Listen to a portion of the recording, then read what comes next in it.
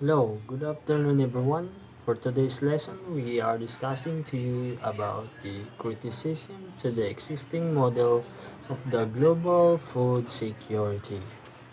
Then, to start with, we are going to discuss what is Brundtland Commission Report. Brundtland Commission Report, it was published in 1983, entitled Our Common Future, known as the Brundtland Report, after the Commission chairwoman Gru Harlem Brundtland. Report to the World Commission on Environment. It was the parenthesis. Brundtland Report, it developed guiding principles for sustainable development as it is generally understood today. The Brundtland Report stated that critical global environment problems were primarily the result of the enormous poverty of the South and the North, of non-sustainable patterns of consumption and production. It called for a strategy that united development and environment described by the new common term sustainable development. Sustainable development is development that meet the needs of the present without compromising the ability of the future generation to meet their own needs. In 1984, the report was debated in the UN General Assembly, which decided to organize a UN conference on environment and development. Then there are three several criticisms to the existing model of global food security. Then first, there are disregard for power relation characterizing food system. And when it comes to agriculture farming production could could be sustained the community, the society for consumption, but there is limit to it. Food production, agriculture farming production could only sustain to its only cope. They could not support to those who can who are far away the from that particular area. There is only a limit of food production and consumption. Then let us move on to the second. It states there is emphasis on the trade-based approach to resolving hunger. Trade-based approach, just like bartering. It, it, it comes to unstable food in the particular area or in the society or country. People tries to make in exchange for to have a food in their area, just like when Philippines exporting food here in Philippines from China to Philippines and importing also food in outside the countries. Then on the origins about bartering from from Philippines and connection to China, and Philippines with connection to Spaniards, and Philippines with connection to America. Also for now later days, it was developed by using mobile gadget using technology, just like Shopee, Lazada, for enhancing or immobilized transportation about food consumption or production. Then let us move on. Number 3, about criticism of the existing models of global food security. Number 3, food security approach does not sufficiently consider the wider social and political context within its objectives of eliminating hunger, does not sufficiently cope the objective of eliminating hunger.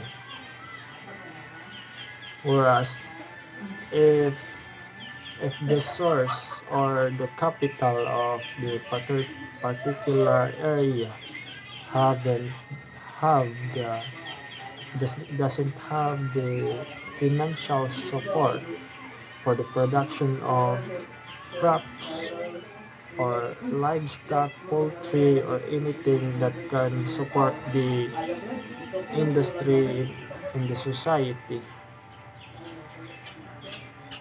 to maintain food production in our society and improving our economy. Without the capital, we could not su- support or eliminate hunger in our nation. Then, here, questions about food security are difficult to tackle. It is difficult to attain food security. Yes, it's difficult. It's just easy to say but hard to do actions. Many developing countries have suffered opposite problems. Yes, not only here in Philippines but also outside the countries. Many farmers are not sufficiently supported. Yes, but farmers also have to support themselves. But without their financial, we could not create money or any production without the financial support or even from the government or any corporation that can support like land reform program to help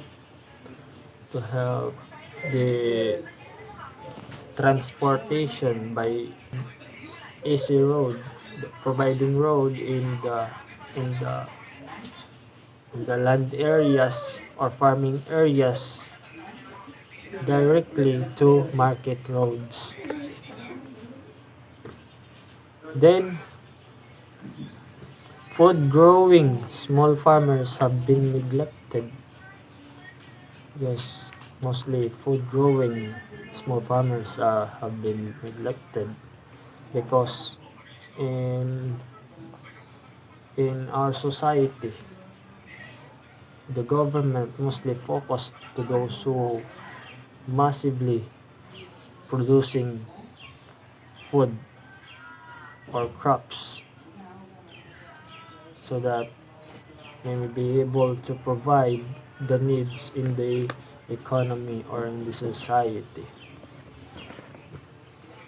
Then in the society, if we only have a little farmlands to till or agricultural fields for the consumption in our society, we cannot provide if our lands are so little and the society or population in our society are too big. We cannot provide it, so we cannot obtain our objective of limiting hunger without the farming or production of of crops or any livestock or poultry that can sustain our food for our daily consumption. Then, in rejecting the market-centric capitalist food regime as inherently and deeply unjust and biased, food sovereignty calls for an entirely new model based on the rights of local communities to control their own food systems. This involves the democratization of national food policies. Second, localized food supply chains. Third, re-regulating the food commodity market in the way we're setting fair prices for for both farmers and consumers become if possible. Fourth, greater public investment in agriculture. It's good. Fifth, genuine agrarian reform. Agrarian reform. Agrarian reform are those who help farmers to have a, a land that they can be able to plant or to have their own so that they may be able to provide food in our society. Genuine agrarian reform to provide greater access to land and tenure security to small and marginalized farmers. And sixth, the prioritization of agroecological approaches, amongst other things. Then there are 3 articles about food security about Rosette 2006 and 2008 and Via Campesina 2007. They state here about their article. Rosette 2006. In the contemporary world, we face a systemic crisis when multiple dimensions converge, including an economic crisis, financial crisis, climate crisis, food crisis, and runaway land grabbing.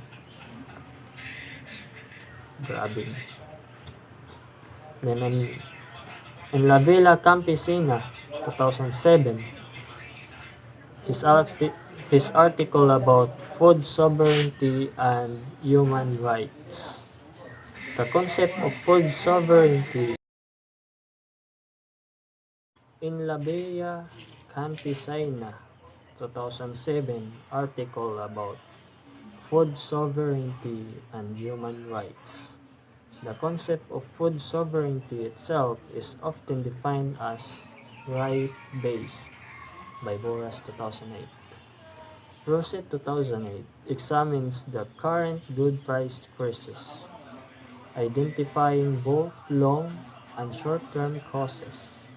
He argues that to escape the crisis, countries must rebuild and protect domestic peasants and family farmer food production and public inventories.